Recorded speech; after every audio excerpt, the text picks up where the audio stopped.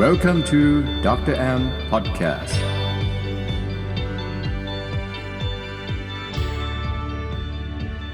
สวัสดีครับท่านผู้ฟังทุกท่านครับพบกับรายการ Dr. M Podcast กับผมหมอแอมนะครับวันนี้เราจะมาคุยกันในชื่อตอนที่ว่าการนอนดีคือยาวิเศษเพิ่มภูมิต้านทานนะครับในยุคนี้ที่เชื้อไวรัสเนี่ยกำลังโจมตีมนุษย์ไปทั่วโลกด้วยโรคระบาดนะครับสิ่งสำคัญที่สุดก็คือมนุษย์เนี่ยต้องพยายามหาวิถีทางแนวทางในการป้องกันต่อสู้กับเชื้อไวรัสนะครับไม่ว่าจะเป็นการวิจัยเรื่องวัคซีนก็ดีไม่ว่าจะเป็นการพัฒนาเรื่องยารักษาโรคก็ดีในระหว่างที่เรากำลังรอนะครับส่วนแนวหน้าคิดวิธีการรักษาช่วยเหลือนะครับสิ่งที่ทุกคนสามารถทำได้ก็คือการสร้างเกราะป้องกันจากภายในสู่ภายนอกนั่นก็คือการเพิ่มภูมิต้านทานเรานะครับหนึ่งในวิธีการเพิ่มภูมิต้านทานที่มีประสิทธิภาพและมีประสิทธิผลและที่สำคัญที่สุดสามารถสร้างได้โดยไม่มีราคานะครับเพราะว่าฟรีนะครับนั่นคือการนอนนะครับทุกท่านสามารถทำได้ด้วยน้ำมือเราเองนะครับวันนี้เราจะมาคุยเรื่องการนอนกันครับหมอเคยเล่าเรื่องการนอนในหลายๆตอนให้ท่านผู้ฟังท่านผู้ชมทุกท่านเนี่ยฟังมานะครับวันนี้เราจะมาลงในบางแง่มุมนะครับในรายละเอียดกันมากขึ้นเพื่อให้เข้าใจถึงรากฐานนะครับทฤษฎีของการนอนว่ามนุษย์เรานั้นเนี่ยถูกสร้างขึ้นมาทำไมคนเราต้องนอนทำไมคนเราต้องหลับทำไมเราไม่ทำงานได้ตลอดทำไมเราไม่ได้คิดตลอดหรือออกกำลังได้ตลอดทำไมเราต้องกลับมาพักเพราะการนอนนั้นนะครับมีเบื้องหลังมีหลายสิ่งเกิดขึ้นเวลาที่เราหลับไปแล้วนะครับเวลาเราหลับไปแล้วเนี่ยเราไม่รู้สึกตัวใช่ไหมครับแต่เซลล์ต่างๆในร่างกายเนี่ยเขาก็จะมีกะกลางคืนออกมาทำงานกันนะครับคราวนี้เรามาคุยเรื่องทฤษฎีการนอนนะครับการนอนเนี่ยถูกควบคุมที่ไหนนะครับหลายๆท่านก็ตอบน่าจะทราบว่าในสมองถูกต้องนะครับในสมองคนเราเนี่ยส่วนตรงกลางเนี่ยจะมีสมองส่วนที่เรียกว่า SCN หรือชื่อเต็มๆว่า suprachiasmatic nucleus นะครับตรงเนี้ยเป็นศูนย์บัญชาการใหญ่ของเรื่องการนอนนะครับและเขาจะมีศูนย์ย่อยอยู่ทั่วตัวนะครับในอวัยวะต่างๆหลากหลายอย่างเช่นอยู่ที่ตับก็มีที่ไตก็มีที่หัวใจก็มีที่ต่อมหมวกไตก็มีที่ตับอ่อนก็มีเป็นต้นนะครับคราวนี้ศูนย์บัญชาการการนอนเนี่ยเขาจะคุมการนอนที่เรียกว่า circadian rhythm นะครับหรือบางคนเรียก biological clock ก็คือนาฬิกาในร่างกายเรานะครับคราวนี้เองเนี่ยพอเรามีศูนย์บัญชาการปุ๊บเราต้องรับสัญญาณใช่ไหมครับการรับสัญญาณเนี่ยก็จะมาจากหลายภาคส่วนเช่นจากลูกตาเราหรือดวงตาเรานะครับจากดวงตาเราเนี่ยจะรับแสงเข้ามาแล้วมาที่เรตินาหรือที่เรียกว่าจอประสาทตาส่งสัญญาณไปที่ศูนย์บัญชาการหลักก็คือ SCN นะครับนั่นส่วนที่1เจ้าศูนย์บัญชาการหลักนี้เขาก็จะส่งสัญญาณไปต่อนะครับวันนี้จะมีศัพท์การแพทย์นิดนึงเนาะนะครับเผื่อเราอยู่บ้านนะครับหยุดเชื้อเพื่อชาติเราจะไปเซิร์ชนะครับอ่านข้อมูลเพิ่มเติมเพื่อเพิ่มยาวิเศษให้กับร่างกายเรานะครับพอเจ้าศูนย์บัญชาการเนี่ยเขารับข้อมูลจากแสงเข้ามาทางดวงตาเราเนี่ยเขาก็สั่งไปที่ต่อมไพเนียลแกลนด์อยู่ในสมองเหมือนกันนะครับต่อมนี้เองก็จะหลั่งฮอร์โมนการนอนที่ชื่อว่าเมลาโทนินหลายคนรู้จักชื่อนี้นะครับอันนี้ก็เป็น1ช่องทางเขาสามารถรับช่องทางสัญญาณผ่านมาจากในร่างกายเราได้อีกเช่นต่อมหมวกไตนะครับต่อมหมวกไตเนี่ยทำหน้าที่ผลิตและควบคุมฮอร์โมนเครียดเวลาเราเครียดปุ๊บเนี่ยจะส่งสัญญาณผ่าน sphinctic nerve นะครับขึ้นไปที่ SCN อีกเหมือนกันนะครับแสดงว่าแปลว่าอะไรครับแปลว่าความเครียดก็มีผลกับการนอนแน่นอนหลายๆท่านทราบใช่ไหมฮะพรุ่งนี้จะมีสอบวันนี้ก็นอนไม่หลับพรุ่งนี้จะเดินทางไปต่างประเทศต้องตื่นแต่เช้าตี 2นอนไม่หลับแล้วเพราะตี 4ต้องตื่นไปสนามบินความเครียดนี่แหละครับมีผลมากทีเดียวกับเรื่องการนอนนะครับปัจจัยอะไรบ้างคะหมอแอมปัจจัยอะไรบ้างครับหมอแอมที่มีผลต่อการนอนหลับนะครับหมอจะสรุปมาให้ฟังสัก 5-6 ข้อนะครับอันที่1ปัจจัยที่ส่งผลต่อการนอนหลับก็คือแสงนะครับแสงไม่ว่าจะเป็นแสงอาทิตย์ไม่ว่าจะเป็นแสงจากมือถือจากคอมพิวเตอร์มีผลกับการนอนหลับแน่นอนนะครับ2อาหารนะครับอาหารที่มีผลกับการนอนมีอะไรบ้างครับอะไรมีผลเนี่ยแปลกนะฮะเรามักจะชอบกินนะครับน้ำตาลเนี่ยแหละครับมีผลกับการนอนนะครับเกลือเนี่ยแหละครับมีผลกับการนอนอาหาร จังก์ฟู้ดหรือมันทอดเนี่ยมีผลกับการนอนเดี๋ยวเราจะกลับมาตอนท้ายแล้วหมอจะมีเคล็ดลับนะว่าการนอนอย่างไรจะชะลอวัยไกลโรคนะครับ3เรื่องน้ำหรือว่าของเหลวที่เรารับประทานเข้าไปใช่ไหมฮะถ้าเราทานน้ำเยอะเราก็ปัสสาวะเยอะถ้าเราทานน้ำหวานเราก็ยิ่งปัสสาวะมากถ้าเราทานน้ำหรืออาหารที่มีโซเดียมหรือมีเกลือเยอะเราก็ปัสสาวะบ่อยนะครับอันนี้ก็มีผลกับการนอนแน่นอนนะครับบางคนกำลังหลับลึกๆดันปวดปัสสาวะต้องไปเข้าห้องน้ำบ่อยๆแบบนี้ก็ทำให้คุณภาพการนอนเป็นไงครับไม่ดีนะครับข้อที่4คือสิ่งแวดล้อมรอบตัวเรานะครับมีผลกับการนอนแน่นอนไม่ว่าจะเป็นเรื่องแสงนะครับเรื่องอุณหภูมิหนาวเกินร้อนเกินเรื่องเสียงนะครับเสียงดังเปิดทีวีนอนเปิดเสียงดังๆนอนเปิดวิทยุนอนย่อมไม่ดีแน่นอนนะครับนี่คือเรื่องสิ่งแวดล้อมนะครับข้อที่5นะครับที่มีผลเป็นปัจจัยนะครับที่ส่งผลต่อการนอนก็คือเรื่องอารมณ์นะครับเรื่องอารมณ์เนี่ยสำคัญมากๆโดยเฉพาะเรื่องความเครียดเพราะความเครียดเนี่ยเป็นบ่อเกิดของการนอนหลับไม่มีคุณภาพนะครับเดี๋ยวเราจะกลับมาเรื่องนี้กันว่ามีวิทยาศาสตร์รองรับไหมด้วยฮอร์โมนตัวไหนคะหมอแอมที่ทำให้ความเครียดเนี่ยทำให้การนอนของดิฉันของกระผมไม่ดีนะครับข้อที่6นะครับก็คือเรื่องของโรคภัยไข้เจ็บประจำตัวนะครับที่ทำให้เรานอนหลับไม่ดีเช่นโรคอะไรครับโรคอ้วนนะครับโรคอ้วนเนี่ยคอใหญ่ไขมันเยอะนอนหลับแล้วเลือดไปเลี้ยงสมองไม่พอนะครับโรคต่างๆนี่สำคัญนะครับแล้วก็ข้อที่7นะครับก็คือเรื่องพันธุกรรมบางคนเนี่ยปัจจุบันเนี่ยเราสามารถตรวจรหัสพันธุกรรมได้ใช่ไหมครับเช่นรหัสพันธุกรรมโปรตีนที่ชื่อ PER นะครับหรือว่า CRY นะครับถ้ามีการกลายพันธุ์ของรหัสพันธุกรรมเหล่านี้เนี่ยก็จะก่อให้เกิดโรคนอนไม่หลับนะครับโดยพันธุกรรมเพราะฉะนั้นบางครั้งเองเนี่ยมนุษย์เราก็สร้างเรื่องการนอนหลับไม่ดีขึ้นมาเองหรือบางครั้งเนี่ยก็เกิดมาจากพันธุกรรมด้วยนะครับเราต้องมีองค์ประกอบหลายอย่างเนี่ยมาประเมินนะครับคราวนี้สำคัญนะครับเวลาคนเรานอนหลับเนี่ยเกิดกระบวนการอะไรขึ้นบ้างครับถึงเป็นที่มาของตอนนี้ว่าการนอนทำไมเป็นยาวิเศษนะครับหมอจะสรุปให้ฟังหลายส่วนทีเดียวนะครับเวลาคนเรานอนหลับครับอันที่1จะเกิดกระบวนการซ่อมแซมและฟื้นฟูเซลล์ต่างๆในร่างกายเรานะครับไม่ว่าจะเป็นเรื่องของการซ่อมแซม DNA การซ่อมแซมเซลล์ต่างๆที่ทำงานหนักมาในแต่ละวันนะครับรวมไปถึงสิ่งสำคัญคือการล้างพิษหรือการล้างสิ่งต่างๆที่สมองเราทำงานหนักมาหรือที่เราเรียกว่า brain detoxification นะครับการดีท็อกสมองนะครับการซ่อมแซมเซลล์นี่คือกระบวนการของมนุษย์ไงครับว่าเราใช้ร่างกายเราในตอนกลางวันเราก็ต้องเกิดของเสียเกิดขึ้นในร่างกายชั้นใดชั้นนั้นนะครับเมื่อถึงเวลาที่เราหลับร่างกายก็จะแบ่งกะกลางคืนออกมาปัดกวาดเช็ดถูฟื้นฟูซ่อมแซมร่างกายคนเราแสดงว่าใครก็ตามที่นอนไม่ดีสารพิษก็จะค้างอยู่ในร่างกายเราอยู่ในสมองเราและก่อให้เกิดโรคต่างๆเยอะแน่นอนนะครับเสมือนกับ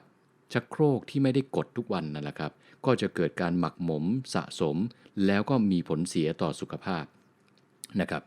ข้อที่2ครับที่เวลาเราหลับแล้วเนี่ยเป็นกระบวนการสำคัญมากๆโดยเฉพาะในยุคสมัยนี้ก็คือกระบวนการเพิ่มภูมิต้านทานในร่างกายเรานะครับก็คือการเพิ่มประสิทธิภาพของอิมมูนซิสเต็มการเพิ่มการทำงานของเม็ดเลือดขาวหน่วย NK เซลล์ก็ดี T เซลล์ก็ดี B เซลล์ก็ดีในการต่อสู้กับเชื้อไวรัสไงครับถ้าเรานอนไม่ดีเกิดอะไรขึ้นครับภูมิเราก็จะตกเมื่อภูมิเราตกเกราะป้องกันเราก็จะอ่อนแอเชื้อไวรัสก็จะหาช่องทางโจมตีเราได้มากกว่าเดิมนะครับแต่ถ้าเรานอนดีมีคุณภาพจำนวนชั่วโมงเหมาะสมการนอนหลับก็ลึกเราก็จะเพิ่มเกราะป้องกันนี้ทุกวัน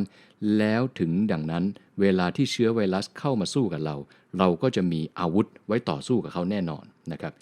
ข้อที่3นะครับเวลาคนเรานอนหลับก็จะมีผลเกี่ยวกับเรื่องของอาหารการกินและโรคอ้วนมากๆนะครับผมเคยพูดไปหลายตอนว่าทำไมการนอนไม่ดีนี่แหละคือต้นเหตุของโรคอ้วนนะครับเพราะเวลาเรานอนหลับแล้วเนี่ยสมองเราเนี่ยจะสั่งให้ร่างกายเราหลั่งฮอร์โมนออกมาตัวหนึ่งชื่อว่าเลปตินนะครับ LEPTIN เลปตินที่แปลว่าฮอร์โมนอิ่มนะครับถ้าเรานอนดีวันรุ่งขึ้นฮอร์โมนเลปตินเราก็จะอยู่ในระดับที่เหมาะสมการกินอาหารในวันรุ่งขึ้นนั้นก็จะปกติธรรมดาแต่ถ้าเมื่อไหร่เรานอนน้อยครับฮ ฮอร์โมนเลปตินในวันรุ่งขึ้นเองก็จะหลั่งออกมาน้อยกว่าที่ควรจะเป็นนะครับเมื่อหลั่งออกมาน้อยกว่าที่ควรจะเป็นไงครับเราก็จะหิวสิครับนะเราก็จะหิวขึ้นแล้วก็หิวขึ้นแล้วก็หิวขึ้นนะครับนั่นคือสิ่งสำคัญอีกหนึ่งส่วนว่าน่ากลัวมากๆกับเรื่องการนอนที่จะไปผูกกับเรื่องของโรคอ้วนและโรคต่างๆไม่ว่าจะเป็นเบาหวานความดันไขมันในอนาคตนะครับการนอนหลับที่ดีครับข้อต่อไปก็จะควบคุมระดับคอร์ติซอลนะครับหรือฮอร์โมนความเครียดให้อยู่ในระดับที่เหมาะสมแล้วตื่นมาตอนเช้าฮอร์โมนก็จะหลั่งออกมาปกติการนอนหลับไม่ดีเนี่ยทำให้ระดับคอร์ติซอลเนี่ยผิดปกติหลั่งออกมามากเกินไปนะครับเมื่อฮอร์โมนเครียดออกมามากเกินไปถ้าเรานอนน้อยวันนี้พรุ่งนี้ความดันเราก็จะขึ้นนะครับความดันขึ้นการอยากอาหารเค็มมากขึ้นการอยากอาหารหวานมากขึ้นความเครียดมากขึ้นการปวดเส้นการปวดตัวกระบวนการอักเสบโอ้โหมาเป็นชุดนะครับข้อต่อไปครับเวลาเรานอนหลับเนี่ยร่างกายเราจะกระตุ้นระบบที่เรียกว่า fatty acid metabolism หรือกระบวนการเผาผลาญไขมันน่าสนใจใช่ไหมฮะการนอนดีๆเนี่ยช่วยลดน้ำหนักนะครับการนอนดีมีคุณภาพช่วยเร่งช่วยเพิ่มการเผาผลาญไขมันให้เป็นปกติการเผาผลาญน้ำตาลให้เป็นปกติกลับกันครับการนอนไม่ดีทำให้การเผาผลาญผิดปกติการเผาผลาญไขมันก็ผิดปกติก็ก่อให้เกิดโรคอ้วนไขมันสะสมไขมันในหลอดเลือดไขมันในหลอดเลือดหัวใจไขมันในหลอดเลือดสมองน่ากลัวทั้งสิ้นนะครับไม่ว่าจะเป็นเรื่องหัวใจวายก็ดีหลอดเลือดหัวใจตีบก็ดีหลอดเลือดสมองตีบหรือแตกหรือที่เขาเรียกว่าโรคสโตรกหรืออัมพาตอัมพฤกษ์ก็ดีน่ากลัวทั้งสิ้นนะครับการนอนนี่เป็นมูลเหตุรากฐานของเรื่องนี้เลยนะครับข้อต่อไปครับเวลาเรานอนหลับเนี่ยนะครับจะมีสมองนะครับส่วนหนึ่งนะครับก็คืออะมิกดาลานะครับหมอเคยสอนไปในตอนที่ผ่านๆมานะครับว่าเวลาเรานอนหลับเนี่ยจะมีช่วง non REM นะครับก็คือช่วงหลับลึกนะครับกับช่วง REM ก็คือ rapid eye movement คือช่วงฝันนะครับช่วงเวลา REM นี่แหละครับคือช่วงเวลาที่ร่างกายและสมองเราเนี่ยจัดเก็บสิ่งต่างๆในวันที่เราผ่านมาไม่ว่าจะเป็นเรื่องหนักๆเรื่องที่เราเครียดเรื่องที่เรากลัวเรื่องที่เรากังวลนะครับเขาก็จะมีกระบวนการจัดเก็บแล้วเอาไปทำลายเอาไปจัดการให้ดีขึ้นนะครับเวลาเรานอนหลับไม่ดีปุ๊บเนี่ยตามมาแน่นะครับกระบวนการจัดเก็บสิ่งเหล่านี้ก็จะเสียไปก่อให้เกิดโรคซึมเศร้าก่อให้เกิดโรคทุกข์ใจก่อให้เกิดโรคจิตเวชตามมาการนอนนี่เป็นตัวสำคัญกับเรื่องของสุขภาพจิตนะครับแล้วก็ที่สำคัญนะครับการหลับลึกในแต่ละวันเนี่ยควรจะมีประมาณสัก 15-20% ของเวลาที่เรานอนนะครับหมอพูดทุกตอนว่ามนุษย์เราทุกคนถ้าเลือกได้หมออยากจะขอร้องเลยว่าอยากจะให้ทุกท่านหลับก่อน4 ทุ่มนะครับสายที่สุดใน4 ทุ่มครึ่งนี่พอและนอนให้ได้ 8-9 ชั่วโมงต่อวันนะครับอันนี้คือกระบวนการที่เกิดขึ้นตอนที่เราหลับนะครับจะเห็นว่าโอ้โหมีสิ่งต่างๆเกิดขึ้นเยอะมากเลยนะครับคุณหมอเวลาที่เราหลับใช่ครับนะครับนี่คือสิ่งสำคัญว่าทำไมหมอถึงกล้าเรียกการนอนว่ายาวิเศษเพราะการนอนนี้เองเนี่ยสามารถที่จะเพิ่มสิ่งต่างๆซ่อมสิ่งต่างๆให้สิ่งต่างๆให้กับร่างกายเรานะครับร่างกายเราหรือฝาแฝดเรานี่แหละได้มีคุณภาพชีวิตที่ดีขึ้นคราวนี้ไปต่อนะครับการนอนดีกับการนอนไม่ดีต่างกันอย่างไรมีข้อเสียอย่างไรมีข้อดีอย่างไรมาวัดกันข้อต่อข้อไปเลยนะครับคนที่นอนดีนะครับคือนอนก่อน4 ทุ่มนะครับนอน 8-9 ชั่วโมงต่อวันและที่สำคัญมีหลับลึกประมาณสัก 15-20% นะครับถ้าเรานอนดีครับเราก็จะหลั่งเมลาโทนินหรือฮอร์โมนการนอนหลับออกมาเยอะเมื่อเมลาโทนินเยอะก็จะไปกระตุ้นให้ร่างกายหลั่งฮอร์โมนโกรทฮอร์โมนจากต่อมพิทูอิทารีแกรนด์ก็คือฮอร์โมนอายุวัฒนะนั่นแหละครับนะครับออกมาเยอะเป็นไงครับเมื่อโกรทฮอร์โมนออกมาเยอะเราก็จะหนุ่มเราก็จะสาวเราก็จะผิวดีที่สำคัญที่สุดครับเราก็จะภูมิต้านทานดีแสดงคนนอนดีเมลาโทนินเยอะโกรทฮอร์โมนเยอะภูมิต้านทานเยอะนะครับกลับกันคนนอนไม่ดีเมลาโทนินก็จะหลั่งน้อยนะครับโกรทฮอร์โมนก็จะหลั่งน้อยโรคภัยไข้เจ็บก็จะเกิดขึ้นง่ายหรือมาเร็วกว่าที่ควรจะเป็นภูมิต้านทานก็จะตกการป้องกันเชื้อไวรัสและเชื้อโรคก็จะด้อยลง ถ้าเรานอนน้อยมากๆนะครับหลับไม่ดีเราก็จะมีเชื้อไวรัสโจมตีเราง่ายเช่นโรคเริมก็ใช่โรคงูสวัสด์ก็ใช่ดีไม่ดีเนี่ยเราต้องระวังสิครับเดี๋ยวนี้มีโควิดใช่ไหมครับเชื้อไวรัสโจมตีเรามาจากไหนก็ไม่ทราบการนอนจึงเป็นอาวุธสำคัญที่เราใช้ในการป้องกันไวรัสได้ดีมากๆนะครับข้อที่2ครับถ้าเรานอนดีเนี่ยนะครับช่วงเรานอนดีเป็นไงครับเราก็จะมีสมองเนี่ยได้หลับลึกนะครับหรือที่หมอบอกไปแล้วว่าเราจะเรียกสมองช่วงหลับลึกว่า Alpha Wave นะครับ Theta Wave นะครับช่วงนี้เขาเรียกช่วงหลับลึกนะครับเมื่อไหร่ที่หลับลึกนะครับสมองก็จะหลั่งสารที่ชื่อว่า BDNF นะครับหรือว่า Brain Derived Neurotrophic Factor นะครับสารตัวนี้ก็เข้ามาฟื้นฟูเซลล์สมองซ่อมแซมเซลล์สมองปัดกวาดเช็ดถูชะล้างสิ่งที่ไม่ดีที่ตกค้างออกไปจากร่างกายสมองเราก็จะฟื้นฟูสมองเราก็จะสดชื่นสมองเราก็จะชะลอวัยนะครับนี่คืออาวุธหลักมากๆของการหลับลึกนะครับคราวนี้พอคนที่นอนหลับไม่ดีก็จะหลับลึกน้อยนะครับสมองก็จะทำงานหนักเป็นเบต้าเวฟบ่อยๆนะครับฮอร์โมนต่างๆก็จะหลั่งออกมาน้อยนะครับ BDNF หรือสาร Brain Derived Neurotrophic Factor นะครับหรือสารชะลอวัยของสมองเนี่ยก็จะหลั่งออกมาน้อยไปด้วยนะครับลากยาวไปจนที่ทำให้เทโลเมียร์หรือว่าความยาวของโครโมโซมเนี่ยสั้นไวขึ้นข้อที่3ครับการนอนดีนะครับการนอนดีนะครับนอนหลับลึกนอนหลับดีตื่นมาตอนเช้าฮอร์โมนอิ่มหรือฮอร์โมนเลปตินจะสร้างออกมาเยอะนะครับถ้าสร้างออกมาเยอะวันรุ่งขึ้นก็จะไม่กินเยอะกินปกติสุขภาพดีหุ่นดีแข็งแรงดีกลับกันครับคนนอนดึกๆเป็นไงครับถ้านอนดึกกว่า4 ทุ่มนอน5 ทุ่มนอนเที่ยงคืนดูหนังดูละครยิ่งช่วงนี้นะครับอยู่บ้านหยุดเชื้อเพื่อชาติหลายคนแทนที่จะได้นอนไวขึ้นนะครับเพื่อบำรุงสุขภาพกลับกลายเป็นนอนดึกขึ้นนะครับแล้ว work from home อีกเนี่ยโอ้โหนอนดึกกว่าเดิมดูหนังทำงานใช้เวลาตอนกลางคืนไปบางคนนอนเที่ยงคืนบางคนนอนตี 1แย่เลยนะครับการนอนแบบนั้นเนี่ยทำให้วันรุ่งขึ้นนะครับฮอร์โมนเลปตินหรือฮอร์โมนอิ่มจะหลั่งออกมาน้อยครับเมื่อหลั่งออกมาน้อยปุ๊บเราจะหิวมากขึ้นเราจะทานอาหารมากขึ้น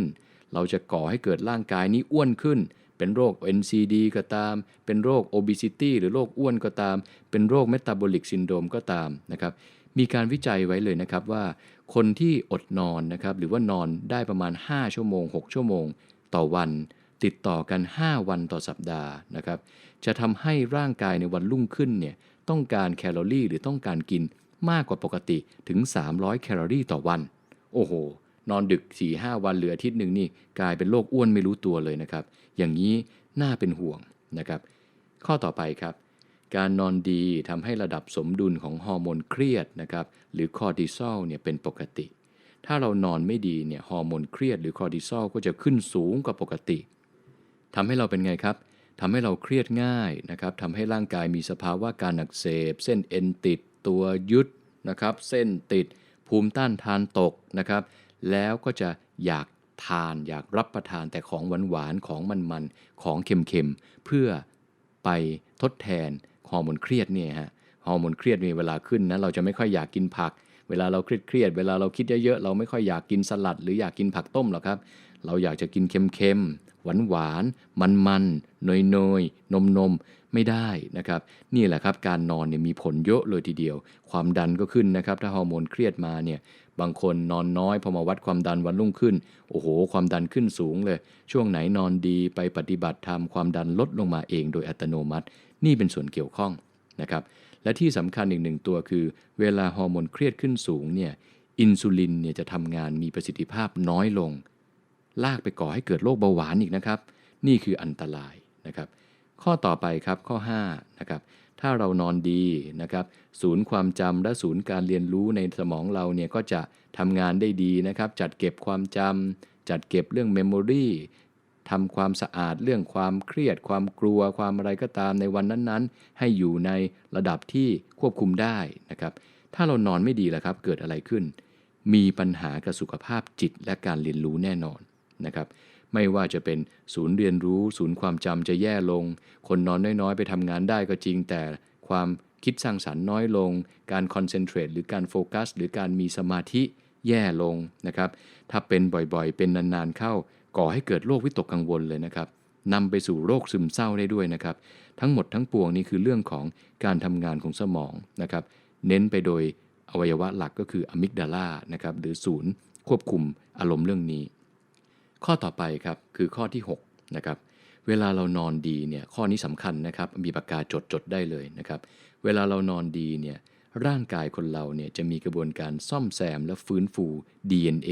และเซลล์ต่างๆในร่างกายและทำให้กระบวนการ apoptosis หรือการทำลายเซลล์ที่ผิดปกติเนี่ยทำงานได้อย่างมีประสิทธิภาพนะครับแล้วยังหลั่งฮอร์โมนต่อต้านมะเร็งนะครับหรือว่าสารต้านมะเร็งเช่นอินเตอร์ลิวคิน1อินเตอร์ลิวคิน2 TNF อัลฟาสารต่อต้านมะเร็งเหล่านี้ถูกสร้างขึ้นมาป้องกันตัวเราเวลาเรานอนดีกลับกันคิดภาพออกแล้วใช่ไหมฮะเวลาคนเรานอนไม่ดีนะครับก็จะไปกระตุ้นให้เซลล์ต่างๆผิดปกติซ่อมแซมไม่ดีและสารที่กระตุ้นเซลล์มะเร็งก็จะถูกหลั่งออกมาเยอะขึ้นนะครับเช่นอินเตอร์ลิวคิน10เป็นต้นนะครับแล้วการแบ่งเซลล์ก็จะผิดปกติมากขึ้นและมากขึ้นขึ้นอยู่กับว่าเรานอนไม่ดีนานแค่ไหนนะครับมีการวิจัยในปัจจุบันไว้เยอะทีเดียวว่าการนอนหลับไม่ดีเนี่ยทำให้กระบวนการแบ่งเซลล์ผิดปกติมีการหลั่งไซโตไคน์ที่กระตุ้นเซลล์มะเร็งออกมาเยอะมีผลไปกระตุ้นมะเร็งต่างๆดังนี้นะครับมะเร็งเต้านมเนี่ยนอนไม่ดีกระตุ้นมะเร็งเต้านมมะเร็งต่อมลูกหมากมะเร็งลำไส้มะเร็งมดลูกมะเร็งเม็ดเลือดขาวชนิดอะคิวไมอีลอยด์ลิวคีเมียเยอะเลยนะครับเดี๋ยวหมอจะแปะเรฟเฟอเรนซ์ไว้ให้ด้วยนะครับเอาเป็นว่าเราต้องนอนดีเถอะครับนะครับไม่งั้นเองเนี่ยเราก็จะทำให้ร่างกายเราไม่ดีแล้วเดินหน้าไปสู่ภาวะที่ถดถอยหรือร่างกายไม่แข็งแรงนะครับคราวนี้มาถึงส่วนสุดท้ายของวันนี้นะครับก็คือก่อนจะจบตอนนี้นะครับเคล็ดลับครับเคล็ดลับการนอนให้ดีมีคุณภาพชะลอวัยไกลโรคนะครับมีอะไรบ้างครับมีอะไรบ้างคะคุณหมอแอมหมอก็สรุปสิ่งที่หมอทำนี่แหละครับสัก 7-8 ข้อนะครับให้เข้าใจง่ายนะครับท่านผู้ฟังคนไหนมีเทคนิคดีๆคอมเมนต์เข้ามาได้นะครับอย่าลืมนะครับผมจะพูดทุกตอนเสมอว่าหมอแอมและทีมงานเนี่ยไม่ได้ทราบและไม่ได้รู้ทุกเรื่องนะครับแล้วท่านผู้ฟังก็ไม่ได้แปลว่ามานั่งฟังคุณหมอเล่าให้ฟังอย่างเดียวเพราะหลายครั้งจนถึงปัจจุบันนี้ผมก็เรียนรู้จากคุณผู้ฟังแล้วก็คุณผู้ชมของผมเหมือนกันนะครับขอให้วันนี้ในการที่เราพูดคุยกันเนี้ยเป็นการแลกเปลี่ยนข้อมูลนะครับใครมีเคล็ดลับดีๆใครมีวิธีดีๆเรามาแชร์เรามาแลกเปลี่ยนสร้างสังคมสุขภาพดีกันนะครับเพราะสุขภาพดีเนี่ยไม่มีขายนะครับแต่เราสามารถทำได้ด้วยน้ำมือเรานะครับแล้วหลายอย่างในนั้นเนี่ยไม่เสียสตุ้งสตังค์ไม่เสียเงินด้วยนะครับขึ้นอยู่กับว่าคุณมีวินัยหรือเปล่านะครับเราต้องรักษาตัวเราก่อนจะป่วยนะครับไม่ใช่ป่วยแล้วบอกว่ารู้อย่างนี้ไม่น่าทำเลยแล้วค่อยมารักสุขภาพบางทีก็สายเกินไปนะครับเคล็ดลับการนอนให้คุณภาพดีนะครับข้อที่1นะครับ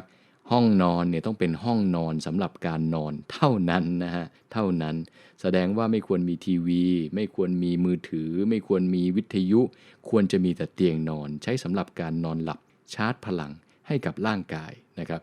นอนให้ได้4 ทุ่มทุกวันครับหรือเร็วกว่านั้นดึกเกินก็ไม่ควรเกิน4 ทุ่มครึ่งนอนให้ได้8 ชั่วโมงถึง9 ชั่วโมงนะครับแล้วขอให้มีหลับลึกประมาณสัก 20% นี่ข้อที่1ข้อที่2ครับดูแลสภาพแวดล้อมในห้องให้ดีนะครับให้มืดสนิทนะครับเพราะว่าเรามีตัวรับแสงส่งสัญญาณไปที่ศูนย์บัญชาการและทำให้เราหลับไม่ลึกเราก็ต้องทำให้มืดถ้ามืดไม่พอเราก็ปิดตามีผ้าปิดมีที่คาดผ้าได้หมดนะครับ2ต้องเงียบสงบนะครับถ้าเราทำให้บรรยากาศเงียบได้ก็ดีถ้าทำไม่ได้เดี๋ยวนี้เขามีที่อุดหูใช่ไหมครับเป็นโฟมนิ่มๆไม่ระคายเคืองหูก็สามารถใส่ได้จริงๆหมอก็ใส่ทุกวันนะครับนะอุณหภูมิที่เหมาะสมต้องไม่ร้อนเกินและไม่หนาวเกิน 23-25 องศานี่แหละครับกำลังดีนี่คือเคล็ดลับข้อที่2ข้อที่3นะครับงดใช้เครื่องมืออิเล็กทรอนิกส์เด็ดขาดก่อนนอนอย่างน้อยๆขอเลยนะฮะ 1-2 ชั่วโมงนะครับไม่ดูทีวีไม่ดู iPad ไม่ดู iPhone ไม่ดูมือถือไม่ฟังวิทยุให้ร่างกายและสมองเราเนี่ยได้เข้าสู่โหมดที่คูลดาวน์เพราะว่าเราคิดมาทั้งวันทำงานมาทั้งวันใช้เขาหนักตั้งแต่เปิดมาตอนเช้าลืมตาปุ๊บเริ่มคิดหยิบมือถือคุยงานทำงานประชุมทำโน่นทำนี่พอกลับมาถึงบ้านเรายังจะใช้เขาอีกเหรอครับเขาก็น่าสงสารนะครับเราต้องให้เขาคูลดาวน์บ้างหรือให้สมองเนี่ยค่อยๆเย็นลง 1-2 ชั่วโมงก่อนนอนไม่ควรจับเครื่องมือเครื่องใช้ไฟฟ้าทุกอย่างทุกชนิดนะครับแล้วที่สำคัญเนี่ย แสงบลูไลท์นะครับหรือแสงสีฟ้าที่คลื่นความยาวประมาณ420ถึง480นาโนเมตรเนี่ยทำลายเมลาโทนินหรือฮอร์โมนหลับลึกเรามากๆนะครับเพราะฉะนั้นการโดนแสงสีฟ้าจากจอมือถือก็ดีจอทีวีก็ดีทำให้เรา alert ทำให้เรากระตุ้นตัวเองทำให้สมองเรากระตุ้นทำให้ฮอร์โมนหลับเราไม่มาทำให้ฮอร์โมนเราสงบเราไม่มีเรานอนหลับไปเราก็ฝันเยอะเรานอนหลับไปเราก็หลับไม่ลึกโอ้โหไม่มีคุณภาพเลยนะครับเพราะฉะนั้นเอามือถือไปไว้ห้องอื่นเลยนะครับหลายท่านบอกว่าโอ้คุณหมอคะหนูใช้มือถือเป็นนาฬิกาปลุกค่ะไปซื้อเลยนะครับไปซื้อนาฬิกาปลุกปกติแล้วเอามือถือไปชาร์จที่อื่นนะครับอย่างน้อยๆห่างจากหัวเตียงเนี่ยประมาณ6 เมตรนะครับจะช่วยได้มากเนาะนะครับเรื่องนี้คือเรื่องสำคัญไหนๆพูดเรื่องมือถือแล้วนะครับ 1-2 ชั่วโมงเนี่ยไม่ควรจะใช้สมองหนักนะครับการอ่านหนังสือนิยายการอ่านหนังสือต่อสู้กันการดูทีวีหนังต่อสู้กันเนี่ยติดไปในสมองและคราวนี้หลับไม่ลึกไม่ได้เลยนะครับก่อนนอนนะครับ1 ชั่วโมงอย่างน้อยๆเนี่ยหรือครึ่งชั่วโมงสำหรับมือใหม่อะควรจะสงบสตินะครับควรจะเจริญวิปัสสนานะครับหมอแนะนำเลยนะครับเริ่มจากสมาธิอย่างง่ายๆก่อนสำหรับใครที่นั่งสมาธิไม่เก่งจะถักโครเชต์ก็ได้จะถักไหมพรมก็ได้ใครเก่งขึ้นมาหน่อยนะครับเดินจงกรมเดินไปเดินกลับตั้งสติใครเริ่มเก่งขึ้นมาแล้วเนี่ยขอให้นั่งสมาธิทุกวันนะครับนั่งสมาธิก่อนนอน30 นาทีก็ดี1 ชั่วโมงก่อนนอนก็ดีมีการวิจัยแล้วด้วยนะครับว่าทำให้เทโลเมียร์ยาวขึ้นทำให้เซลล์เราชะลอวัยทำให้การนอนหลับเราลึกขึ้นนะครับเพราะฉะนั้นการปล่อยวางการลดความเครียดการไม่เสพสื่อการไม่คิดการไม่คำนวณการไม่ดูอะไรตื่นเต้น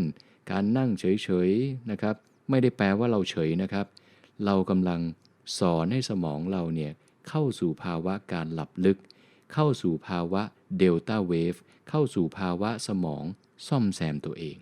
นะครับนี่คืออาวุธหลักมากๆของคนสมัยนี้ที่บางคนไม่ค่อยได้ทำนะครับหมอถึงต้องมากระตุ้นนะครับหมอเองก็ทำไม่ได้ดีทุกวันนะครับบางวันก็ทำได้ดีมากบางวันก็ทำได้ไม่ดีเพราะว่าประชุมเยอะงานเยอะก็ต้องต่อสู้กันนะครับการต่อสู้กับจิตเราเนี่ยคือการสู้กับกิเลสอย่างหนึ่งยังไงก็ต้องสู้ครับไม่มีทางโกงแน่นอนนะครับข้อต่อไปครับอาหารหรือเครื่องดื่มที่กระตุ้นให้เราหลับไม่ลึกต้องหลีกเลี่ยงนะครับหลัง6 โมงเย็นนะครับควรจะงดหรือลดไปเลยนะครับไม่กินแป้งนะครับไม่กินน้ำตาลนะครับหลัง6 โมงเย็นไม่งั้นจะมีผลกับการไปก่อกวนการหลั่งของฮอร์โมนหลับลึกทำให้เราแก่วัยทำให้เราชราวัยหมอเคยพูดไปในตอนที่ผ่านมาแล้วนะครับลดอาหารที่มีเกลือเยอะนะครับหรือมีความเค็มเยอะไม่งั้นเราก็จะบวมน้ำปัสสาวะเยอะกำลังหลับลึกก็ต้องลุกมาปัสสาวะอีกลดอาหารโซเดียมงดอาหารที่มีน้ำตาลมีแป้งเยอะนะครับไม่ควรทานผลไม้หลัง6 โมงเย็นนะครับควรจะไปทานมื้อบ่ายทานมื้อเช้าทานมื้อเที่ยงนะครับมื้อเย็นผลไม้หวานจัดก็คือน้ำตาลอีกอยู่ดีไม่ได้นะครับเครื่องดื่มนะครับแน่นอนครับเครื่องดื่มที่มีคาเฟอีนเช่นชากาแฟไม่ควรกินเลยนะครับหลัง4 โมงเย็นนะครับแอลกอฮอล์เนี่ยมื้อเย็นไม่ได้นะครับแอลกอฮอล์เนี่ยกระตุ้นให้เลือดลมไหลเวียนหัวใจทำงานหนักความดันขึ้นก็หลับไม่ลึกอีกแอลกอฮอล์ไม่ควรทานก่อนนอน 3-4 ชั่วโมงเด็ดขาดนะครับถ้าอยากจะหลับลึกนะครับคราวนี้มาถึงข้อต่อไปคือการออกกำลังกายการออกกำลังกายเนี่ยดีมากก็จริงแต่การออกผิดเวลาใช่ว่าจะเกิดแต่ประโยชน์อาจจะมีโทษบ้างนะครับหมอแนะนำครับควรออกกำลังกายตอนเช้าและตอนบ่ายตอนกลางวันเนี่ยได้นะครับหรือตอนเดย์ไทม์เขาเรียกตอนพระอาทิตย์ยังขึ้นนะครับเมื่อพระอาทิตย์ตกปุ๊บ6 โมงเย็นไม่ควรออกกำลังกายแล้วนะครับ